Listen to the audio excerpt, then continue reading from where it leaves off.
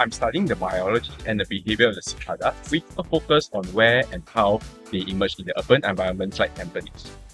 Together with Tampines Town Council and nature cafes, there is actually monitoring of selected tree clusters and surrounding areas. These observations are collected systematically over time to understand patterns in where and when cicadas are appearing.